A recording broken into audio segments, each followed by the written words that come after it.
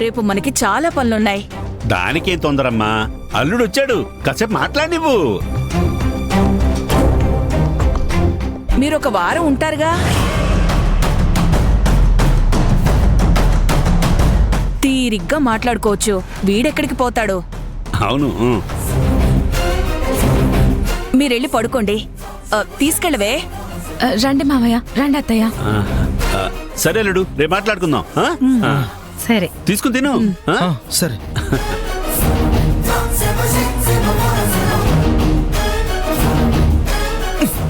ఏంటమ్మా ఇది? చెప్పారుగా, తులసి నీకోసం ప్రేమగా చేసి పంపించింది. ఏంటి కామెడీనా? అసలు అత్తయ్య మావయ్య ఇప్పుడు ఎందుకు వచ్చారు?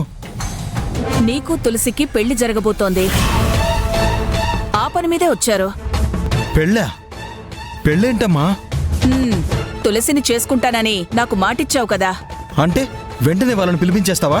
నీకు 28 ఏళ్లొచ్చాయి, వెంటనే అంటావేంటి? ఛ! నీకు పెళ్ళయ్యాక మీ చెల్లికి పెళ్లి చేయాల్సిన బాధ్యత కూడా నా మీదుంది. అమ్మా, అర్థం చేసుకోవేంటమ్మా? ఇప్పటిదాకా నిన్ను అర్థం చేసుకున్నది, నీ మాటలు నమ్మింది చాలు. ఇక నువ్వేం చెప్పాలనుకున్నా తులసికి చెప్పుకో. అమ్మా,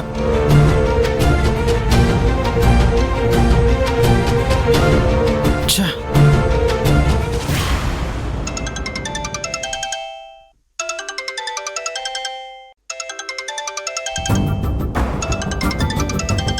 ఇంత రాత్రి సమయంలో మహేష్ సార్ ఎందుకు ఫోన్ చేస్తున్నారు? Come on, pick up the phone Anandi, answer చేయి.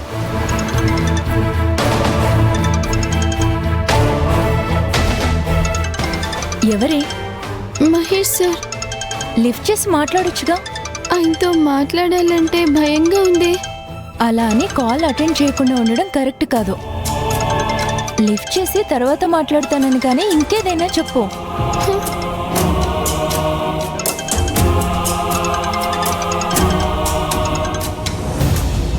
సార్,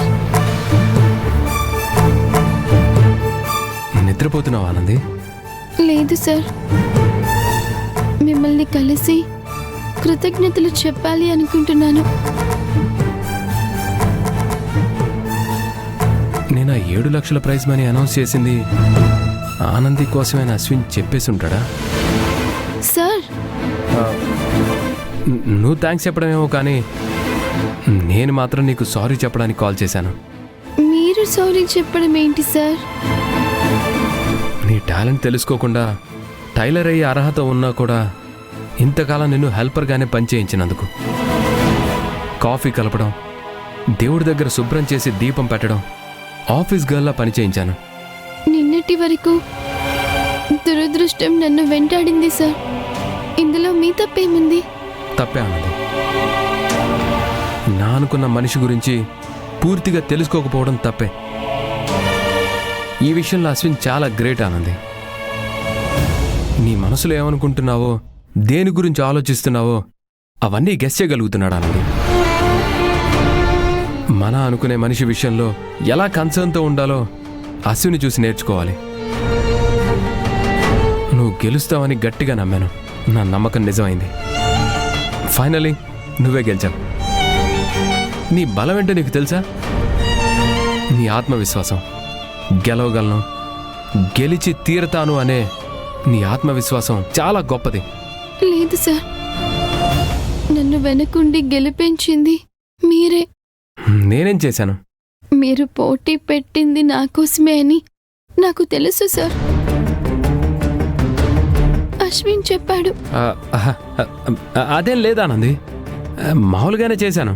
10 సార్లు చెప్తే అబద్ధం నిజమైపోదు సార్. మా అక్క పెళ్ళికి డబ్బులు ఇస్తానని మా అమ్మా నాన్నకు మాటిచ్చాను. మాటైతే ఇచ్చాను, కానీ అంత డబ్బు ఎక్కడి నుంచి వస్తుంది, ఎలా సంపాదించాలి అని నాలో నేను విపరీతంగా మదనపడ్డాను. ఆ సమయంలో అశ్విన్ నాకు ఆ మాట చెప్పాడు. అంతే, నాకు 1000 ఏనుగుల బలం వచ్చింది. నేను గెలిచి తీరాలి అన్న అశ్విన్ కోరిక నా మీద అభిమానంతో అంత డబ్బు పోటీ పెట్టిన మీ నమ్మకం నాకు గెలవాలి అన్న సంకల్పాన్ని ఇచ్చాయి సార్. అందుకని నా కృతజ్ఞతలు చెప్పి నన్ను పరాయవాణ్ణి చేయాలనుకుంటున్నావా? మన మధ్య బంధం స్టాఫ్ అండ్ బాస్ మాత్రమే కాదు, అంతకు మించి బంధం ఉంది. ఇది ఇలాగే జీవితాంతం ఉంటుంది. మనిద్దరం ఒకటే.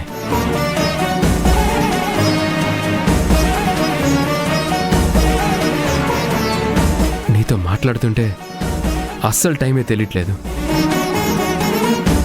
నీతో ఇంకా చాలా చాలా విషయాలు మాట్లాడాలనుంది. దానికిదే కరెక్ట్ టైం అనిపిస్తుంది.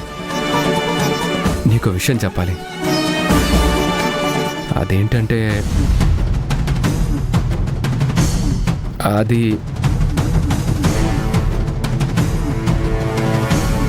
అది నేను నేను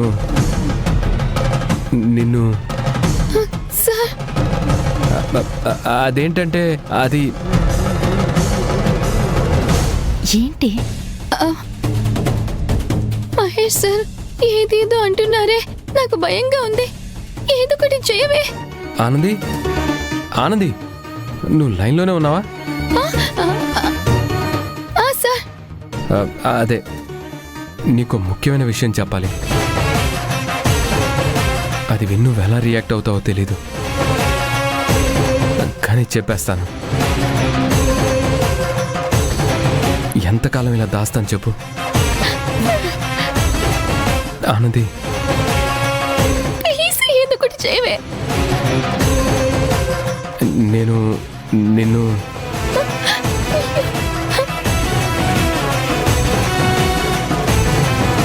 ఆనంది, నిన్ను వార్డెన్ మేడం గారు అర్జెంట్ గా రమ్మంటున్నారు. చాలా ఇంపార్టెంట్ విషయం చెప్పాలంట. వెంటనే రమ్మన్నారా? అవునే, ఫోను తర్వాత మాట్లాడొచ్చు. త్వరగా రావే. సార్ వార్డెన్ మేడం గారు పిలుస్తున్నారట.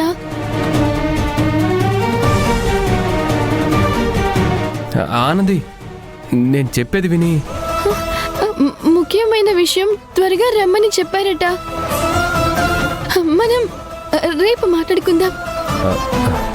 ఓకే ఓకే, నువ్వు వెళ్ళాను, తర్వాత మాట్లాడుకుందాం. అలాగే.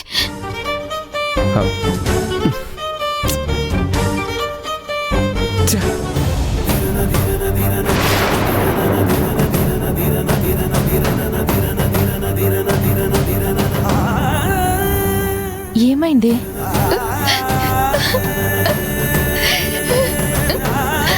నవ్వుతూ మాట్లాడడం కూడా తప్పే అని, అది ఇలాంటి పరిస్థితులకి దారి తీస్తుందని నేను ఎప్పుడు అనుకోలేదు. మహేష్ సార్ లాంటి మంచి వ్యక్తిని బాధ పెడుతున్నాను అనే బాధ నన్ను వేధిస్తోంది. ఈ సమస్యకి వీలైనంత త్వరగా పరిష్కార మార్గం చూపించమని అశ్విన్కి చెప్దాం.